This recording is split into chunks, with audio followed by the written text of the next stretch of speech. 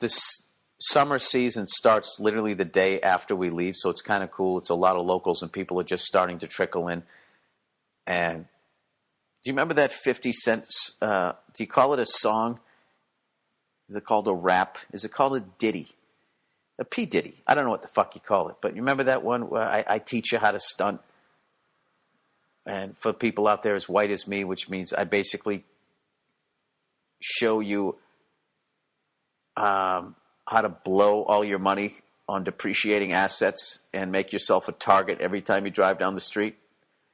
I believe that's what stunting is. Where you walk around with a chain that has a dollar sign on the end of it, made out of some precious metal. That's a smart thing to do. And before all the racist people out there think I'm just talking about African Americans, I'm not. I'm talking about anybody that's new to money. Like, that's what you do. But these people out here, rich old white dudes, they do the same thing, but in a much more subtle way.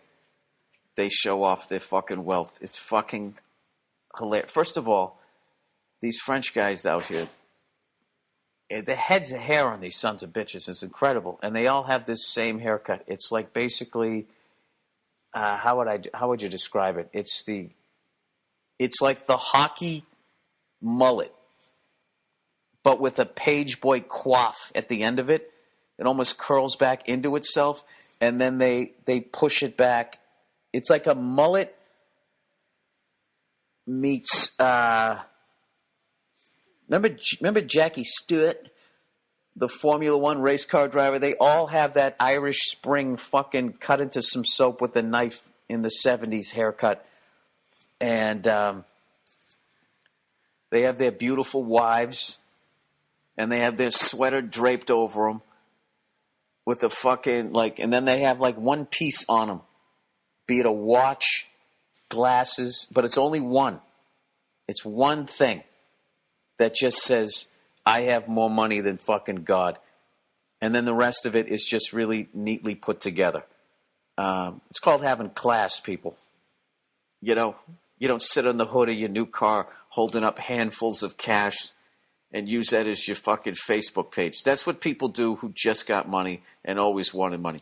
These cunts here, these frogs with their fucking money, these guys, it's ridiculous. And then every once in a while, there's nothing I like, is their cars, their whips. What I like about these guys, because they understand money and how it works, a lot of them bought some top-of-the-line car 20 years ago and just kept it in impeccable shape. Like, I saw this guy, he had basically, the 1993 version of the Mercedes, what's the top-end big one there? The SL fucking whatever, 550, S550? He had the 1993 version of this. The thing pulls up absolutely immaculate. It looks showroom brand new. And he parked it and he got out. And I was able to ask him in broken French what year the car was. What did I say? Quel âge, blah, blah, blah, Lotto or something like that. And he just beamed with pride and he said 1993. And I was like, très bien. And he's like, it just, you could, he knew obviously I was some stupid American trying to talk to him, but I was really fucking cool. I've seen a couple people over here. They don't just buy out a flashy car. They fucking love their car and they keep it really nice. I saw a 1987 BMW M5 that looked like in showroom condition. So you got that level of wealth. And what's funny too is Mia has just been trashing me because I refuse to buy any I'm in Saint-Tropez clothes, and I'm walking in my sweatpants, and I got this hat that I got at that Mario Lemieux thing, and I look like an asshole. I'm not even gonna lie to you. I even go to walk out and I see my dad jeans that I'm putting on. I really look like an asshole. But I don't give a fuck. I'm going to sit there and buy some salmon-colored shorts, right? And some dumb sweater to drape over my fucking shoulders. Anyways.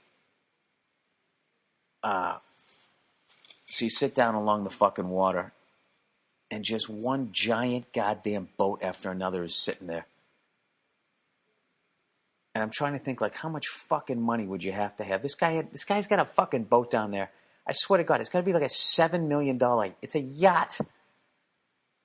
He's got a flat. This guy's boat was so fucking big. I'm sitting in the cafe and I'm looking across the street, across the sidewalk, and into the back of this guy's boat, and I'm watching. I thought he was watching. This is fucking hilarious. I thought he was watching a karate movie on his TV. He was actually watching Dancing with the Stars. It shows you what has happened to karate movies. They've become too Crouching Tiger and not enough Hidden Dragon, if you know what I mean. You know, I'd like to see a little more Mark for Death in my movies. And Judah Friedlander always told me Mark for Death introduced the breaking of bones into martial arts movies. Anyways, so I'm sitting there and I'm watching this guy's TV on his fucking boat from a cafe across the street. That's how big this boat was. That's how big that fucking TV was. And it's just been parked there all week, or docked, whatever you say. And at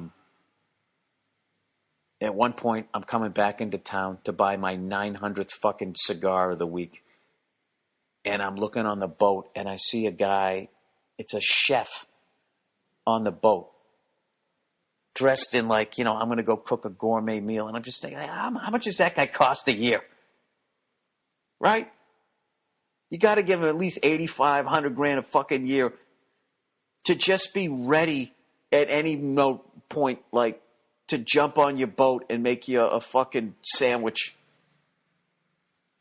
And I just want to fucking learn how to say permission to come aboard in French. And I just want to find, how did you make that? What did you do? How the fuck do you have that level of money? Right? Is that nuts? Sorry. And I hope I'm not boring you guys with this shit.